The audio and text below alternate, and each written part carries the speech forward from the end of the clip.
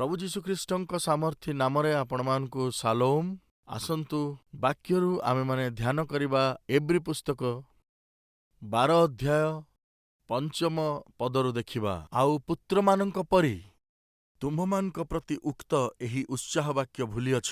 हे मोहर पुत्र, प्रभुଙ୍କ शासनକୁ लघु ज्ञान कर नाही, किंबा ताहाଙ୍କ द्वारा अनुजोग प्राप्त हेले क्लांत हुଅ ନାହିଁ। कारण प्रभु जाहाको प्रेम करती ताहाको शासन करती, पुणी जेउ पुत्रको से ग्रहण करती ताहाको प्रहार करती। शासन उद्देश्य तो तुमे माने क्लेश सह्य करुअछ। ईश्वर तुममानक सहित पुत्र तुल्य व्यवहार करुअछंती। कारण पिता जाहाको शासन न करती एपरि पुत्र किए अछि। किंतु जेउ शासनर समस्ते सहभागी, जदि तुम्हे माने सेथिर अंशी नुह, तेबे तुम्भे माने पुत्र न होई जार जट। प्रिय माँ बापा माने, परमेश्वर आम मानकु संतान देइचंती, आमे सेमानकु प्रेम करुअछु। एकथा कहिबा लोक माने हाथ उठांतु। राइट, जो मानकर पिला माने अछंती सेमाने निज निज हाथ उठांतु। मोर प्रश्न हला, आपण आपणक पिला मानकु भल पांती एथिपे हाथ उठेले ना? एकथा जे सत्य एहा सिद्ध करिवा पई आपण कौन प्रमाण देबे? मु मोर पुओ को प्रेम करे, मोर झियो को प्रेम करे, परमेश्वर जो पिला मानकु देइचंती सेमानकु प्रेम करे, एकथा कहिबा पई आपण जेउ प्रमाण देखैबे ताहा कौन? जोहन ताहार 13 पर्व 16 पद समस्ते जानती। कुहंतु तो कौन? ईश्वर जगतकु एपरी, कुहंतु किपरी? आउ टिके जोरे, यार अर्थ जानिचंती? यार लिमिट नाही। एपरी तामाने नो एंड, जार अंत नाही। ईश्वर जगतकु एमंत प्रेम कले।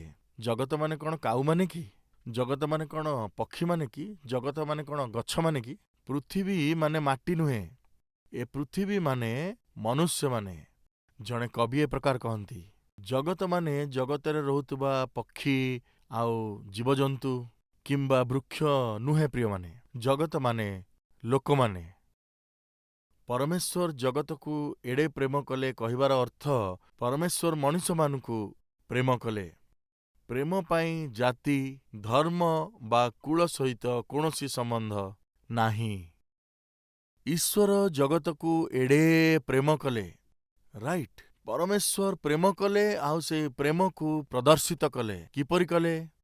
जदि आपण माता पिता अटंती ताले आपण पिलामानंकु प्रेम देखैबे। केमिति देखैबे? देखिबा परमेश्वर किपरि प्रेम कले। परमेश्वर जगत को एडे प्रेम कले जे से आपणार एकमात्र पुत्रंकु देइदेले। कारण जे कि तांकठारे विश्वास करे से विनष्ट न होई अनंत जीवन पाइब। प्रभु जीशुख्रीष्टंकु देइदेले माने परमेश्वर जगत को एडे प्रेम कले, अर्थ ईश्वर आपनकु बहुत प्रेम कले। प्रेम करिबा ईश्वरंकु देले। काहाकु देले? आपनकु प्रेम करुथिबा परमेश्वर आपनकु प्रेम करिबार प्रक्रिया रे देले, अनुग्रह कले, देले। काहाकु देले? काहाकु देले प्रिय माने?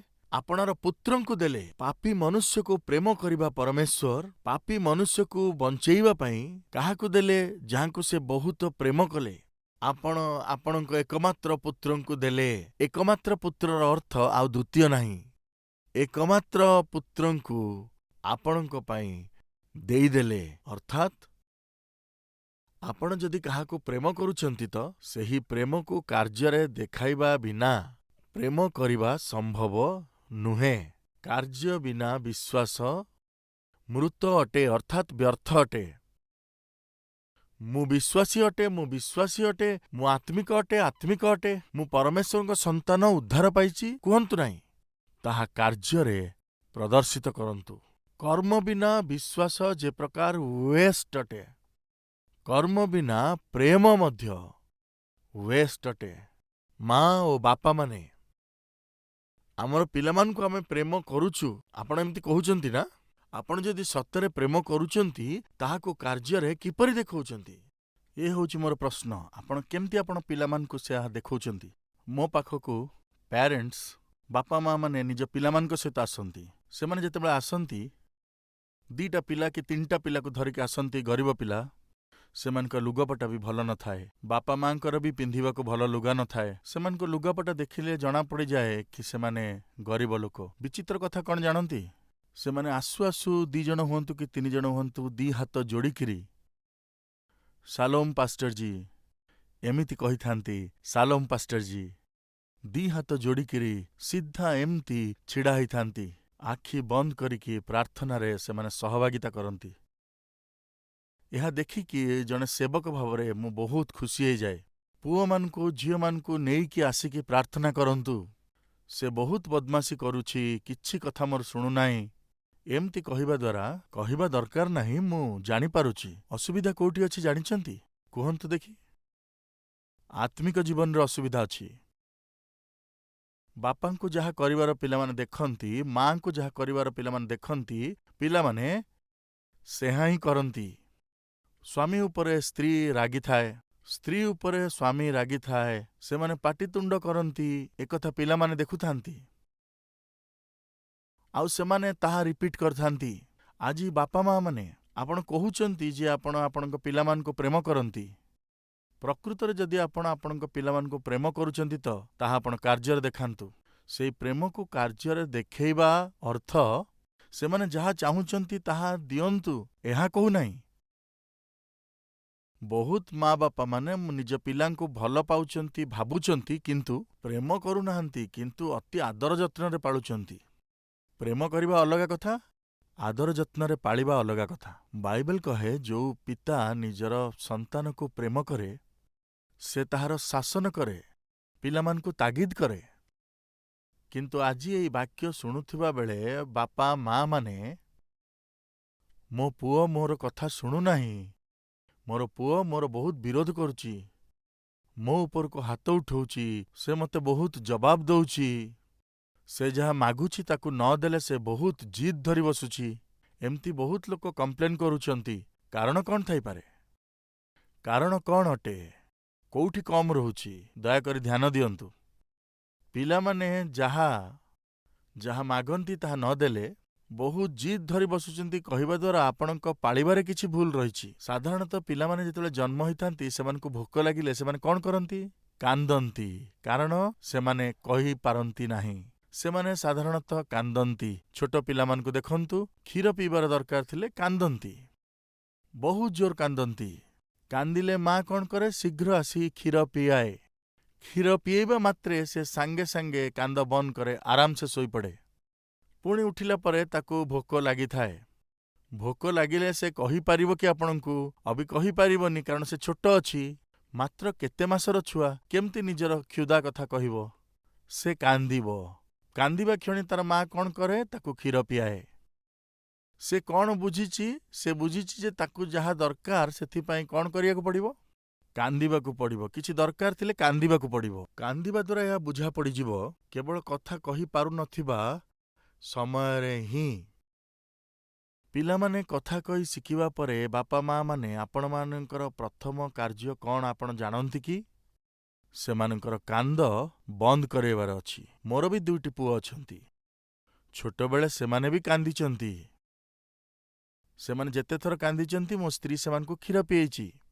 ସେମାନେ ଯେତେଥର କାନ୍ଦିଛନ୍ତି ସେ ସେମାନଙ୍କୁ ଚୁପ୍ କରାଇଛି। ସେମାନଙ୍କୁ ଯେଉଁ ପୌଷ୍ଟିକ ଆହାରର ଆବଶ୍ୟକତା ଅଛି ତାହା ଦେଇଛି।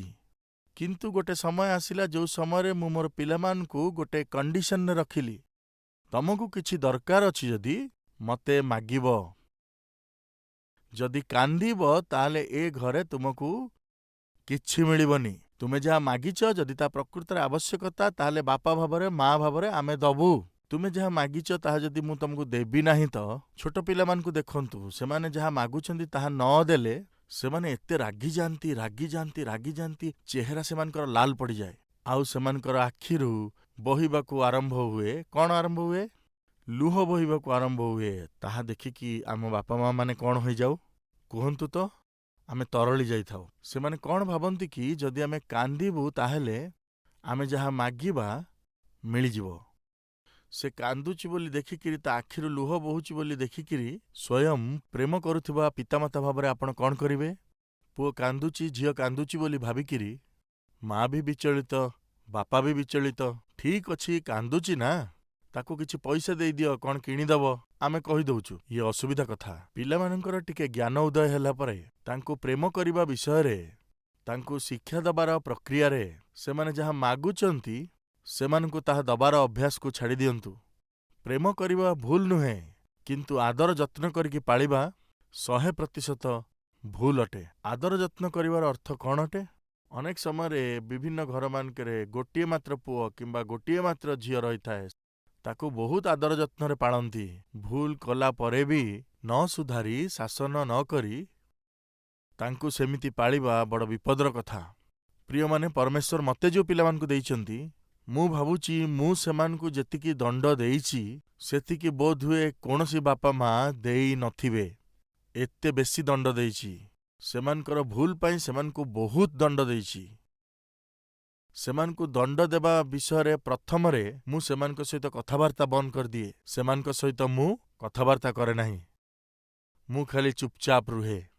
ମୁଁ ଯାହା ମନା କରିଛି ଯଦି ତାହା ସେମାନେ କରିଛନ୍ତି ତ ପ୍ରଥମରେ ମୁଁ କ'ଣ କରେ ନା ଚୁପ୍ ରହିଯାଏ, କଥା କୁହେ ନାହିଁ। ସାଧାରଣତଃ ଆମେ ଏକାଠି ଖାଇଥାଉ, ମିଶିକିରି ପ୍ରାର୍ଥନା କରୁ, କିନ୍ତୁ ମୁଁ ସେମାନଙ୍କ ସହିତ ଭୋଜନ କରେ ନାହିଁ କି ପ୍ରାର୍ଥନା କରେ ନାହିଁ। ଦିନେ ମୋର ପୁଅ ଆସି, ମୁଁ ସୋଫାରେ ବସିଥିଲି, ମୋ ପାଖକୁ ଆସିକି ଆଣ୍ଠେଇ ପଡ଼ିକି ଗୋଟେ କଥା କହିଲା, ଡ୍ୟାଡି, ଭୁଲ କଲେ ମୋତେ ମାରନ୍ତୁ। କିନ୍ତୁ ଏମିତି କଥା ନ କହିକି ଜମା ରୁହନ୍ତୁ ନାହିଁ। ଏଇଟା ବହୁତ କଷ୍ଟ ହଉଛି। ଇଏ ସବୁଠାରୁ କଷ୍ଟଦାୟକ ଦଣ୍ଡ ଅଟେ। ପ୍ରେମ ପ୍ରଦର୍ଶନ କରୁଥିବା ପିତାମାତା ଭାବରେ ସେହି ପ୍ରେମକୁ ପିଲାମାନଙ୍କ ଜୀବନରେ ଆଦର୍ଶ ବନେଇବା ପରେ ପ୍ରେମକାରୀ ମାତାପିତା ଯଦି ପିଲାମାନଙ୍କ ସହିତ କଥାବାର୍ତ୍ତା ବନ୍ଦ କରିଦିଅନ୍ତି, ଆଠୁ ବଡ଼ ଦଣ୍ଡ ଆଉ କିଛି ହେଇପାରିବ ନାହିଁ। କିନ୍ତୁ ଆମେ କୋଉ ଅସ୍ତ୍ରକୁ ବ୍ୟବହାର କରୁଛୁ ଜାଣିଛନ୍ତି କି? ହାତର ବ୍ୟବହାର କରିବା କ'ଣ ଅଟେ? ମାରିବା। ପିଲାମାନେ ଭୁଲ କଲେ ସେମାନଙ୍କୁ ବୁଝେଇବା ବଦଳରେ ସାଧାରଣତଃ ଆମେ କ'ଣ କରୁ? ମାଡ଼ ମାରିଥାଉ। ଇଏ ଠିକ୍ କଥା ନୁହେଁ। ପିଲାମାନେ ଏ କଥାକୁ ବୁଝିବା ଦରକାର ଯେ ଯଦି ମୁଁ ଭୁଲ କରିଛି ତ ବାପା ଦୁଃଖ କରିବେ, ମା ଦୁଃଖ କରିବେ, ସେମାନେ ଦୁଃଖ ପାଇବେ, ସେମାନଙ୍କ ମନରେ କଷ୍ଟ ହବ। ଏକଥା ଯଦି ସେମାନେ ଜାଣିଲେ ଆଉ ସେଇ ପ୍ରକାରେ ବଢ଼ିଲେ ତ ଏହା ନିଶ୍ଚୟ ସେମାନଙ୍କୁ ବହୁତ ପ୍ରଭାବିତ କରିବ। ଧରିନିଅନ୍ତୁ ମୁଁ କଥା ବନ୍ଦ କଲେ ବି ସେମାନଙ୍କ ଭିତରେ କିଛି ପରିବର୍ତ୍ତନ ଆସିଲାନି, ତାପରେ ମୁଁ କ'ଣ କରେ ଜାଣନ୍ତି କି? ମୁଁ ଖାଇବା ମଧ୍ୟ ବନ୍ଦ କରିଦିଏ। ତାଙ୍କ ମା କହନ୍ତି, ତମ ଭୁଲ ପାଇଁ ବାପା ଆଜି ଖାଇନାହାନ୍ତି। ସେମାନେ ଏହା ଶୁଣିଲା ପରେ ନିଶ୍ଚୟ ଭାବିବେ, ଆମ ଭୁଲ ପାଇଁ ବାପା କାହିଁକି ଖାଇବେନି? ଆମ ଭୁଲ ପାଇଁ କାହିଁକି ବାପା ନ ଖାଇ ରହିବେ? ଏତେ ବଡ଼ ସେବା କାର୍ଯ୍ୟ ମଧ୍ୟରେ ଆମେ କାହିଁକି ତାଙ୍କୁ ଦୁଃଖ ଦେବା? ନିଶ୍ଚୟ ସେମାନେ ମୋ ପାଖକୁ ଆସି, ଡ୍ୟାଡି ସରି, ମୁଁ ଭୁଲ କଲି, ଦୟାକରି ଆପଣ ଭୋଜନ କରନ୍ତୁ। ଆସ ଡ୍ୟାଡି, ଆସ ଡ୍ୟାଡି, ଆସନ୍ତୁ ଡ୍ୟାଡି।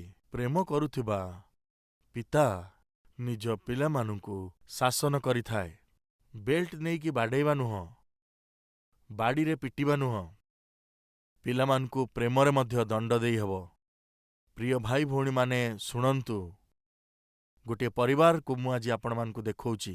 ଜଣେ ମା ନିଜର ଝିଅକୁ ସାନବେଳଠାରୁ ଅତି ଆଦର ଯତ୍ନରେ ବଢ଼େଇବାକୁ ଲାଗିଲେ। ଗାଳି ଦେଇ, ମାରିକି, ଶାସ୍ତି ଦେଇକିରି ସେମାନେ ଦୁଃଖୀ ହେଇଯିବେ ବୋଲି, ମୋ ଝିଅ ମୋଠୁ ଦୂରକୁ ଚାଲିଯିବ, ଏମିତି ଚିନ୍ତା କରି କରି ସେ ଭାବୁଥିଲା ମୁଁ ପ୍ରେମ କରୁଛି, କିନ୍ତୁ ପରେ ଜଣାପଡ଼ିଲା ପ୍ରେମଠାରୁ ବେଶୀ ତାର ଆଦର ଯତ୍ନ ତାକୁ ବିଗାଡ଼ି ଦେଇଛି। ଏଇ ସତ୍ୟ ତାକୁ ଜଣାପଡ଼ିଲା। ଅତି ଆଦର ଯତ୍ନରେ ପାଳିବା ବହୁତ ବଡ଼ ଅସୁବିଧା। ସେ ତାଙ୍କର ଗୋଟିଏ ବୋଲି ଝିଅ ଥିଲା, ସେଥିପାଇଁ ବହୁତ ଆଦର ଯତ୍ନରେ ପାଳିଲେ। ସିଏ ଯେତେ ପଇସା ଚାହୁଁଥିଲା ତାକୁ ଦେଇ ଦଉଥିଲେ। କୋଉଠିକି ଯିବାକୁ କହିଲେ ତାକୁ ମନା ନ କରିକି ପଠେଇ ଦିଅନ୍ତି। ଘରକୁ ଡେରିରେ ଆସିଲେ ମଧ୍ୟ ଫ୍ରେଣ୍ଡସ୍ ମାନଙ୍କୁ ଘରକୁ ଆଣିଲେ, ଆଜିକାଲି ତ ଏଇଟା ସାଧାରଣ କଥା, ଏହା ଭାବିକି ଚୁପ୍ ରହିଯାଉଥିଲେ। ଏଇପରି ଝିଅ ଘରକୁ ଡେରିରେ ଆସିଲେ ମଧ୍ୟ, ବେଳେବେଳେ ଘରକୁ ନ ଆସିଲେ ମଧ୍ୟ ସେ ଭାବନ୍ତି ମୁଁ ଯଦି ତାକୁ ଗାଳି ଦେବି ସେ ହୁଏତ ରାଗିଯିବ, ମନ ଦୁଃଖ କରିବ, କିଛି ଗୋଟେ ଭୁଲ କାମ କରିଦେବ, ନହେଲେ ମୋତେ ଛାଡ଼ି କୁଆଡ଼େ ପଳେଇଯିବ, ଏମିତି ଭାବିକିରି ମଧ୍ୟ ସେ ଝିଅଟି ନିଜ ଇଚ୍ଛାରେ ଚାଲିବାକୁ ଆରମ୍ଭ କଲେ ମଧ୍ୟ ସେ ମା ସବୁବେଳେ ସେ ଚୁପ୍ ରହିଯାଆନ୍ତି। ଦିନେ ସେ ଝିଅ ଯେତେବେଳେ ଘରକୁ ଆସିଲା, ବଡ଼ ହଲି ଦୋହଲିକି ସେ ଘର ଭିତରକୁ ପଶିଲା। ମା ପୁରାପୁରି ଡରିଗଲେ। ଝିଅ ଏମିତି କ'ଣ ଚାଲୁଛି? ଟଳମଳ ହୋଇ ଚାଲୁଥିବା ଝିଅକୁ ସାବଧାନତାର ସହିତ ଯେତେବେଳେ ଖଟରେ ଶୋଉଥିଲେ ସେତେବେଳେ ତା ମୁହଁରୁ ବାସ୍ନା ଆସୁଥିଲା। ମା ବହୁତ ଡରିଗଲେ। ସେ ଭାବୁଥିଲି କ'ଣ ବାସୁଚି? ପ୍ରିୟମାନେ, ସେ ମଦ ପିଇ ଆସିଥିଲା। ମୋ ଝିଅ କିଛି ନିଶା ଖାଉନି ତ, ଏହା ଭାବିକିରି ଝଟପଟ ତାର ବ୍ୟାଗ୍‌ଟା ଖୋଲି ପକେଇଲାରୁ ସେଥିରେ ଡ୍ରଗ୍ସ ଥିଲା, କଣ୍ଡୋମ୍ସ ମଧ୍ୟ ଥିଲା। ଆଉ ତାପରେ ସେ ଆଲମାରି ଖୋଲି ଦେଖିବାରୁ ଗର୍ଭନିରୋଧକ ବଟିକା ସବୁ ଦେଖିଲେ। ଏସବୁ ସେ ଆଲମାରିରେ ପାଇଲେ। ଦ୍ୱିତୀୟ ଦିନ ଝିଅକୁ ହସ୍ପିଟାଲ ନେଇଯିବା ପାଇଁ ସେ ବାହାରିଲେ। ସେ କହିଲେ ୟାକୁ ହସ୍ପିଟାଲରେ ଆଡମିଟ୍ କରିବାକୁ ପଡ଼ିବ। ଡକ୍ଟର ଆସି କହିଲେ, ଆପଣଙ୍କର ଝିଅ ପ୍ରେଗନେଣ୍ଟ ଅଛି। ପ୍ରିୟମାନେ, ସେ ବାହାଘର ପୂର୍ବରୁ ହିଁ ପ୍ରେଗନେଣ୍ଟ ହେଇଗଲା। ମା କାନ୍ଦି ପକାଇଲେ। ପ୍ରିୟମାନେ, ଏହି ପ୍ରକାର ଭାବରେ ମା ଯେତେବେଳେ ବହୁତ ଦୁଃଖୀ ଥିଲେ, 2-3 ଦିନ ପରେ ଡାକ୍ତର ମଧ୍ୟ ଆସିଲେ। ଇଆଡ଼େ ଟିକେ ଆସନ୍ତୁ, ମତେ ଆପଣଙ୍କୁ କିଛି କହିବାର ଅଛି ବୋଲି କହିଲେ। ମା କାନ୍ଦି କାନ୍ଦି ଡାକ୍ତରଙ୍କ ସହିତ ଗଲେ। ପ୍ରିୟମାନେ, ଡକ୍ଟର ତାଙ୍କୁ କିଛି କଥା କହିଲେ। କହିବା ପରେ ବଡ଼ ଖୁସିର ସହିତ ସେ ମା ନିଜ ଝିଅ ପାଖକୁ ଫେରିଆସିଲେ। କ'ଣ କଥା ମା, ବହୁତ ଖୁସି ଦେଖାଯାଉଛ? ମା କହିଲେ, କିଛି ନାହିଁ ଝିଅ। ଡାକ୍ତର କହିଲେ, ଟ୍ରିଟମେଣ୍ଟ ଯାହା ଦିଆଯାଇଛି ଭଲ କାମ କରୁଛି, ଜଲ୍ଦି ଡିସଚାର୍ଜ କରିଦିଆଯିବ। ଆମେ ଘରକୁ ଫେରିଯିବା, ସେଥିପାଇଁ ମୁଁ ବହୁତ ଖୁସି ଅଛି। ତ ସେ ଝିଅଟି କହିଲା, ମା ଡିସଚାର୍ଜ କରିବେ, ଆମେ ଘରକୁ ଚାଲିଯିବା। ତୁମେ ଏ କଥା କହୁଛ, କିନ୍ତୁ ମୁଁ ଘରକୁ ଯାଇପାରିବିନି ମା। ମୁଁ ଘରକୁ ଆସିବିନି ମା। ଝିଅ, ଏମିତି କାହିଁ କହୁଛୁ? ଘରକୁ କାହିଁକି ଆସିବୁନି? ଘରକୁ ଆସିପାରିବିନି କାହିଁକି କହୁଛୁ? ଡାକ୍ତର ଯାହା କହିଛନ୍ତି ମୁଁ ଶୁଣିଛି। ଡାକ୍ତର କହିଛନ୍ତି ମୁଁ କିଛି ଘଣ୍ଟା ଭିତରେ ମରିଯିବି। ମତେ ମୃତ୍ୟୁଜନକ ବିମାରୀ ହେଇଯାଇଛି ବୋଲି ଡାକ୍ତର ଯାହା କହୁଥିଲେ ସେ ସବୁ କଥା ମୁଁ ଶୁଣିସାରିଛି ମା। ଡାକ୍ତରର କଥା ଶୁଣିକି ଆପଣ କାନ୍ଦିବେ ତ? ମୁଁ ଜାଣିଯିବି ଯେ ଆପଣ ଦୁଃଖୀ ଅଛନ୍ତି, ସେଥିପାଇଁ ଆପଣ ଏଇ ଛଳନାର ହସ ହସୁଛନ୍ତି ମା। ମା, ମନୁଷ୍ୟ ମରିଯିବା ପରେ ସ୍ୱର୍ଗକୁ କି ନରକକୁ ଯାଏ କି? ହଁ ଝିଅ, ମୋ ପରି ଜଣେ ପାପୀ ଯଦି ମରିବ ତ ସ୍ୱର୍ଗ ଯିବାର ଚାନ୍ସ ଅଛି କି? ମା କିଛି କହିପାରୁନଥିଲେ। କୁହନ୍ତୁ ମା, ମୋ ପରି ଜଣେ ପାପୀ ଯଦି ମରିଯାଏ, ତାକୁ ନରକ ଯିବାକୁ ପଡ଼ିବ କି? ମା କିଛି କହିଲେ ନାହିଁ। ମା, ଆପଣ ଚୁପ୍ କାହିଁକି ଅଛନ୍ତି? ଆପଣ ମତେ ତ ବହୁତ ପ୍ରେମ କରନ୍ତି, କିନ୍ତୁ କେମିତି ପରମେଶ୍ୱରଙ୍କୁ ଭୟ କରି ପବିତ୍ର ଜୀବନ କାଟିବା କଥା ମତେ ଆପଣ ଶିଖେଇଲେ ନାହିଁ। କେମିତି ସୁନ୍ଦର ରହିବି ସେଇଟା ମତେ ଆପଣ ଶିଖେଇଲେ, କିନ୍ତୁ ଆତ୍ମିକ ଜୀବନରେ କେମିତି ବଞ୍ଚିବି ମତେ ଶିଖେଇଲେନି। ମା, ଯେତେବେଳେ ମୁଁ ଭୁଲ କରୁଥିଲି ଆପଣ ମତେ ଠିକ୍ କାହିଁକି କଲେ ନାହିଁ? ଯେତେବେଳେ ମୁଁ ଘରକୁ ଡେରିରେ ଆସୁଥିଲି ସେତେବେଳେ ଆପଣ କାହିଁକି ମତେ ପାଟି କଲେ ନାହିଁ? ଯେତେବେଳେ ମୁଁ ଦୁଷ୍ଟ ସାଙ୍ଗମାନଙ୍କ ସହିତ ବୁଲୁଥିଲି ଆପଣ କାହିଁକି କହିଲେ ନାହିଁ, ଇଏ ଭୁଲ କଥା ଝିଅ, ଆଜି ମୁଁ ଏମିତି ନଷ୍ଟ ହେଇଗଲି, ବର୍ବାଦ ହେଇଗଲି, ଆର କାରଣ ଜାଣିଛନ୍ତି କି ମା? ଆପଣଙ୍କ ପ୍ରେମ, ଦଣ୍ଡ ନ ଦେଇ ପାରିଥିବା ପ୍ରେମ, ସୁଧାରି ନ ପାରିବା ପ୍ରେମ, ଆଦର ଯତ୍ନରେ ଭରା ହେଇଥିବା ପ୍ରେମ, ଆପଣଙ୍କ ପ୍ରେମ ହିଁ ଆଜି ମତେ ନର୍କକୁ ନେଇଯାଉଛି। ସେଇ ଝିଅର କଥା ଶୁଣିକି ସେ ମା ସେଦିନ କାନ୍ଦି ପକେଇଲେ। ପ୍ରିୟମାନେ, ଆପଣ ଏଥିରୁ କ'ଣ ବୁଝିଲେ? ସେ ମା ତାଙ୍କ ଝିଅକୁ ପ୍ରେମ କଲେ, ଭଲ କଥା କଲେ। ପ୍ରେମ କରିବା ଖରାପ ବିଷୟ ନୁହେଁ, କିନ୍ତୁ ସେଇ ପ୍ରେମରେ କେବଳ ଆଦର ଯତ୍ନ ଥିଲା। ଆଉ ସେଇ ଆଦର ଯତ୍ନ ଶେଷରେ ସେଇ ଝିଅକୁ ସେ ମା ଠାରୁ ଦୂରକୁ ନେଇଗଲା। ଆଜି ଏଇ କଥା ଶୁଣୁଥିବା ପ୍ରତ୍ୟେକ ମା ବାପାମାନେ ନିଜ ନିଜ ପିଲାମାନଙ୍କୁ ପ୍ରେମଠାରୁ ଅଧିକ ଆଦର ଯତ୍ନରେ ପାଳନ କରୁଛନ୍ତି, ଏହା ସତ କଥା। ଯଦି ଆଜି ଆପଣଙ୍କ ପିଲାମାନେ ଭୁଲ କଲେ ବି ତାଙ୍କ କଥା ହଉ, ତାଙ୍କ ଚାଲିଚଳନ ହଉ, ତାଙ୍କ ବ୍ୟବହାର ହଉ ପରମେଶ୍ୱର ଓ ଆପଣଙ୍କର ଦୃଷ୍ଟିରେ ଖରାପ ବିଷୟ, ଅପମାନଜନକ ବିଷୟ, ତାହେଲେ ଆପଣ ତାଙ୍କ ଉପରେ ଧ୍ୟାନ ନ ଦେଇ ଆପଣ ଭାବିବେ ଏସବୁ ସାଧାରଣ କଥା। ଛୋଟ ପିଲା ଅଛନ୍ତି, ଏହା ଭାବି ଯଦି ଆପଣ ଅଧିକ ଆଦର ଯତ୍ନର ସହିତ ପିଲାମାନଙ୍କୁ ଯଦି ଆତ୍ମିକ ଭାବରେ ନ ବଢ଼େଇବେ, ପ୍ରେମରେ ସେମାନଙ୍କୁ ବଢ଼େଇବାନି, ପ୍ରାର୍ଥନାରେ ଯଦି ବଢ଼େଇବା ନାହିଁ, ପବିତ୍ରତାରେ ଯଦି ବଢ଼େଇବା ନାହିଁ, ଆଉ ଯଦି ଏମିତି ପାଳିବା, ନିଶ୍ଚୟ ଆପଣଙ୍କୁ ମୂଲ୍ୟ ଦେବାକୁ ପଡ଼ିବ। ପ୍ରଭୁଙ୍କ ଦାସ ଭାବରେ ମୋର ଆଶା ଅଛି ଆମ ଭିତରୁ କେହି ଜଣେ ମଧ୍ୟ ଏହିପରି ନିଜ ପିଲାମାନଙ୍କୁ ଦୂର କରିବା ପାଇଁ ବାକ୍ୟ ଅନୁମତି ଦିଏ ନାହିଁ। ପ୍ରେମ କରୁଥିବା ପିତା ନିଜ ପିଲାଙ୍କୁ ଶାସନ କରେ ନାହିଁ। ଯଦି କୌଣସି ପିତା ନିଜ ପିଲାମାନଙ୍କୁ ଶାସନ କରେ ନାହିଁ ତ କ'ଣ ଲେଖା ଅଛି ଆପଣ ପଢ଼ିଲେ କି? 8 ପଦରେ, ଯେଉଁ ଶାସନର ସମସ୍ତେ ସହଭାଗୀ ହୋଇଛନ୍ତି, ତୁମେ ସେହି ଶାସନ ପାଇନ ତ ତୁମେ ପୁତ୍ର ନୁହଁ, ବରଂ ତୁମେ ଜାରଜ ସନ୍ତାନ ଅଟ। ବ୍ୟଭିଚାରରୁ ଉତ୍ପନ୍ନ ସନ୍ତାନ ଅଟ। ଜାରଜ ସନ୍ତାନର ଅର୍ଥ ଆପଣ ଏଥିରୁ କ'ଣ ବୁଝିଲେ? ଯଦି ସେ ପୁଅ ପ୍ରକୃତରେ ଆପଣଙ୍କ ପୁଅ, ଭୁଲ କଲେ ଆପଣ ନିଶ୍ଚୟ ତାକୁ ଶାସନ କରିବେ। କେତେବେଳେ ତାକୁ ଶାସନ କରିବେନି ଜାଣନ୍ତି କି? ଯଦି ସେ ବ୍ୟଭିଚାରର ସନ୍ତାନ ତାହେଲେ ତାଡ଼ନା ଦେବେ ନାହିଁ। ତାର ଅର୍ଥ ଜାଣନ୍ତି କି? ଯଦି ସେ ଆପଣଙ୍କଠାରୁ ଜନ୍ମ ନେଇଛି ଆପଣ ତାକୁ ଶାସ୍ତି ନିଶ୍ଚୟ ଦେବେ। ସେ ଯଦି ଆପଣଙ୍କଠାରୁ ଜନ୍ମ ହେଇନାହିଁ ତାହେଲେ ଆପଣ ତାକୁ ଦଣ୍ଡ ଦେବେ ନାହିଁ। ତାର ଅର୍ଥ କ'ଣ? ଆପଣ ଆପଣଙ୍କ ପିଲାକୁ ଶାସ୍ତି ଦେଉନାହାନ୍ତିର ଅର୍ଥ, ମୁଁ ତାଙ୍କୁ କାହିଁକି ଶାସନ କରିବି? ସେ ମୋଠାରୁ ଜନ୍ମ ହେଇଥିଲେ ତ? ସେ ଅନ୍ୟଠାରୁ ଜନ୍ମ ହେଇଛି। ସେ ମୋର ପୁଅ ନୁହେଁ ନା।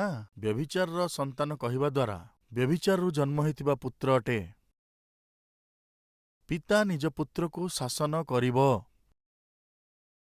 ଯଦି କୌଣସି ପୁତ୍ର ଶାସନର ସହଭାଗୀ ହେଇନାହିଁ, ଶାସନ କରାଯାଇ ନାହିଁ, ସେ ବ୍ୟଭିଚାରରୁ ଜନ୍ମ ହୋଇଅଛି, ସେ ପୁତ୍ର ନୁହଁ।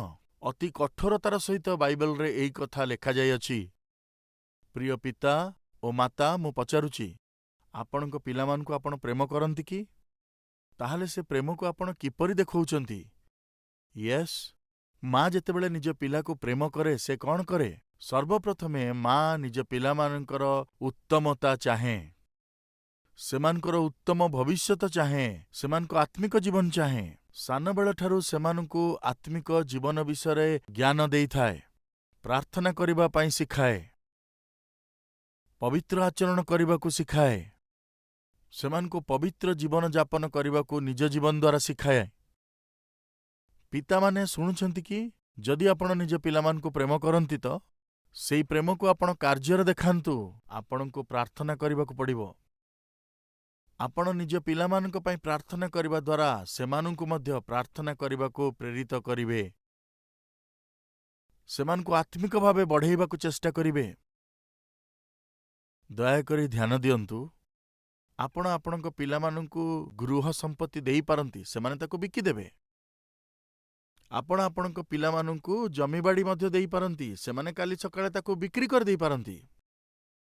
ଆପଣଙ୍କ ପିଲାମାନଙ୍କୁ ଆପଣ ଗିଫ୍ଟ ଭାବରେ କାର୍ କିମ୍ବା ବାଇକ୍ ଦେଇପାରନ୍ତି, ସେମାନେ ତାକୁ ବ୍ୟବହାର କରିପାରନ୍ତି, ବିକ୍ରି କରିଦେଇପାରନ୍ତି କିମ୍ବା ଆକ୍ସିଡେଣ୍ଟ କରିପାରନ୍ତି।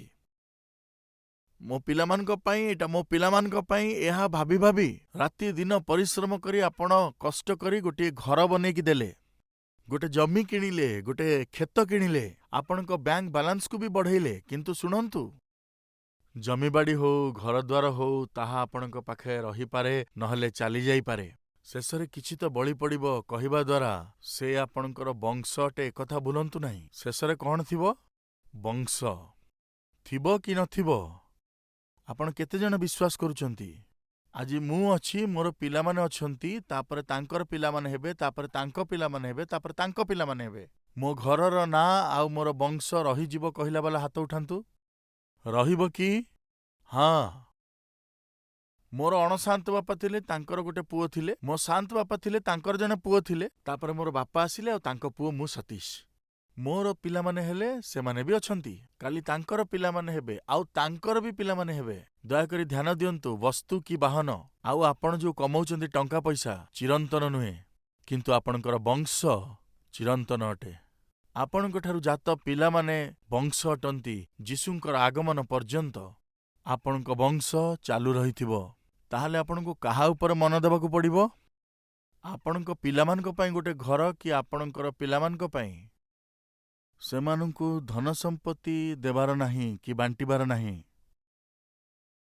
ଦିନେ ସହରରେ ରହୁଥିବା ଜଣେ ବ୍ୟକ୍ତି ତାଙ୍କ ବନ୍ଧୁଙ୍କର ଘରକୁ ଆସିଲେ। ଗାଁରେ ସାଥୀ ହୋଇ ପଢ଼ିଥିବା ବନ୍ଧୁ, ଏକାଠି ମିଶି ଖେଳିଥିବା ବନ୍ଧୁ, ଆଜି ସହରରେ ରହୁଛି ଏହା ଭାବିକରି, ତାକୁ ଦେଖିବାକୁ ଯିବି ବୋଲି ଭାବିକି ସେଇ ସହରରେ ରହୁଥିବା ବନ୍ଧୁ ତାକୁ ତାର ସମସ୍ତ ସମ୍ପତ୍ତି ଦେଖେଇଲା। ତାର ନିର୍ମାଣ କରିଥିବା ବହୁତ ବଡ଼ ତାକୁ ସପିଂ ମଲ୍ ମଧ୍ୟ ଦେଖେଇଲା। ଦେଖିକିରି ସେ ପଚାରିଲା, ଏଇଟା କାହାର? ସେ କହିଲା, ଏଇଟା ମୋର ସପିଂ ମଲ୍। ତାର ସବୁ ଆପାର୍ଟମେଣ୍ଟସକୁ ଦେଖେଇକି କହିଲେ, ସବୁ ମୋର ଅଟେ। ଆଉ ତାହାର ଯୋଉ ଥିଲା ଗେଟେଡ୍ କମ୍ୟୁନିଟିର ଯୋଉ ଭିଲ୍ଲା ସବୁ ଥିଲା, ଏ ସବୁ ମୁଁ ବନେଇଛି ବୋଲି ସେ କହିଲା। ସେ ଯୋଉଠି ରହୁଥିଲା ସେ ବଡ଼ ଭବନକୁ ବି ଦେଖେଇଲା, ଆଉ ସେମାନେ ଆସି ଭିତରେ ବସିଗଲେ। 10-15 ଜଣ ଚାକର ବାକର ଥିଲେ, ଚା କଫି ଆଣିକି ଦଉଥିଲେ, ଆଉ ଘର ମହଲ ଭଳିଆ ଦୁସୁଥିଲା। ଆରେ ଭାଇ, ଆମେ ସ୍କୁଲରେ ଏକାଠି ପଢୁଥିଲୁ, ଏକାଠି ଗୁଚିତାଣ୍ଡୁ ଖେଳୁଥିଲୁ, ଏକାଠି ଗୁଡ଼ି ଉଡଉଥିଲୁ। କିନ୍ତୁ ଆଜି ତୁମକୁ ଦେଖିକି ମତେ ବହୁତ ଆଶ୍ଚର୍ଯ୍ୟ ଲାଗୁଛି। ଏତେ ସବୁ ସମ୍ପତ୍ତି, ଏତେ ସବୁ ଧନ, ଏତେ ଐଶ୍ୱର୍ଯ୍ୟ। ବହୁତ ଖୁସି ଲାଗୁଛି ଭାଇ। ଏମିତି ମୁଁ ବସି ଭାବୁଥିବା ବେଳେ ସେତିକିବେଳେ କିଏ ଜଣେ ଆସିଲା, ଆଉ କାନରେ ରିଙ୍ଗ ପିନ୍ଧିକି, ଲମ୍ବା ଲମ୍ବା ବାଳ ରଖିକି, କେବଳ ଏଇଠି ଦାଢ଼ି ଥିଲା, ନିଶ ନଥିଲା, କିଛି ନଥିଲା, ଏଇଠି ଲଟକିଥିଲା। କଳା ଚଷମା ପିନ୍ଧିଥିଲା, ଆଉ ଗୋଟେ ଫଟା ପ୍ୟାଣ୍ଟ ପିନ୍ଧିଥିଲା, ଗୋଟେ ଅଦ୍ଭୁତ ସାର୍ଟ ପିନ୍ଧିଥିଲା। ସେ ଲୋକଟି ଯେମିତି ଘରେ ପ୍ରବେଶ କଲା, ସେ ଗାଁରୁ ଆସିଥିବା ଲୋକଟି ଏକଦମ ଡରିଗଲା। କାହିଁକି ନା ସେ ଦେଖିବାକୁ ଜମା ମଣିଷ ଭଳିଆ ଦିଶୁନଥିଲା। ସେ ଗୋଟେ ଅନ୍ୟ ଗ୍ରହର ଜୀବ ଭଳିଆ ଦିଶୁଥିଲା। ଦେଖିକି ଡରିଗଲା। ଇଏ କିଏ ରେ? ତାର ସାଙ୍ଗକୁ ସେ ପଚାରିଲା। ସେ ପର୍ଯ୍ୟନ୍ତ ସେ ଯିଏ ବିଲ୍ଡିଂ ଦେଖଉଥିଲା, ମଲ୍ ଦେଖଉଥିଲା, ଭିଲା ଦେଖେଇକି, ଆଉ ସବୁ ଦେଖେଇକି ଆହା ଓହୋ କରୁଥିଲା, ସିଏ ମୁଣ୍ଡ ତଳୁକୁ କରିଦେଲା। କିଏ ରେ ବାବୁ ଇଏ? ଆଉ କିଏ? ମୋ ପୁଅ। କମ୍ ସେ କମ୍ ତାର ଚେହେରା ବି ଦେଖାଯାଉନି। ଇଏ ଗୋଟେ ବିଚିତ୍ର ଜୀବଟେ। ପ୍ରିୟମାନେ, ଏବେ କୁହନ୍ତୁ, କଣ ଦେଖେଇକି ଆମେ କୋଉ ବିଷୟରେ ଏତେ ଦର୍ପ କରିବା? ଆମର ବିଜନେସକୁ ଦେଖେଇକିରି? ମୁଁ ପଚାରୁଛି, ଆମେ କମେଇଥିବା ଧନ ସମ୍ପତ୍ତିକୁ ଦେଖେଇକି ଆମେ ଗର୍ବ କରିବା କି? ଏଟା ଆଜି ଅଛି, କାଲି ନଥିବ। କିନ୍ତୁ ଯଦି କୋଉଟା ରହିଥିବ କହିଲେ, ତାହା ଆପଣଙ୍କର ବଂଶ, ତାହା ଆପଣଙ୍କ ସନ୍ତାନମାନେ। ତାଙ୍କୁ ସେମିତି ଆପଣ ଛାଡ଼ି ଦେଇକି ଚାକିରି, ରୋଜଗାର, ବିଜନେସ୍ ଏଇଗୁଡ଼ିକୁ ଆଧାର କରି ଯଦି ଆପଣ ନିଜର ଜୀବନକୁ ଏଇପରି ଖର୍ଚ୍ଚ କରିବେ, ତ ଏଇଆ ହିଁ ବଞ୍ଚିବ। ସେ ହଲୁଥିଲା, ସେ ସ୍ପ୍ରିଙ୍ଗ ଭଳିଆ ହଲୁଥିଲା। ଡ୍ୟାଡ୍, ହୁ ଇଜ୍ ଦିସ୍ ଗାଏ?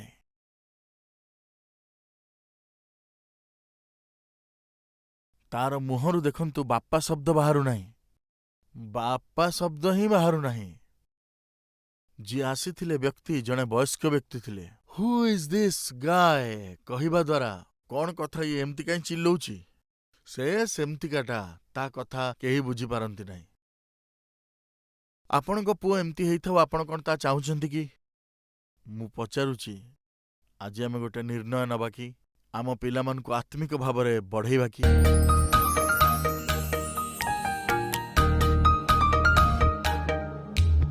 ମହାନ ପବିତ୍ର ପ୍ରେମୀ ପରମେଶ୍ୱର, ତୁମର ଅଦ୍ଭୁତ ଉପସ୍ଥିତି ମଧ୍ୟରେ ଏହି ପ୍ରକାର ତୁମର ଅଦ୍ଭୁତ ବାକ୍ୟକୁ ଆମେ ଶୁଣିପାରିଲୁ ପିତା, ଯେଉଁଥିପାଇଁ ଆମେ ହୃଦୟର ସହିତ ତୁମର ଧନ୍ୟବାଦ କରୁଛୁ, ସ୍ତୁତି, ମହିମା ଏବଂ ପ୍ରଶଂସା କରୁଛୁ ପିତା।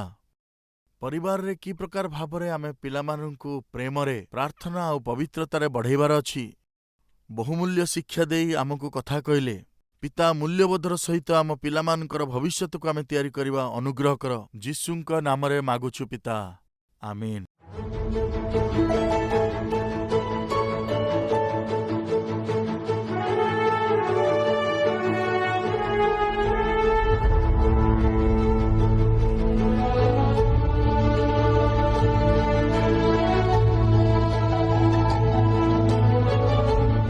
ଆମର ଠିକଣା କାଲବରୀ, post box number 30, Kukatpally, Hyderabad 72।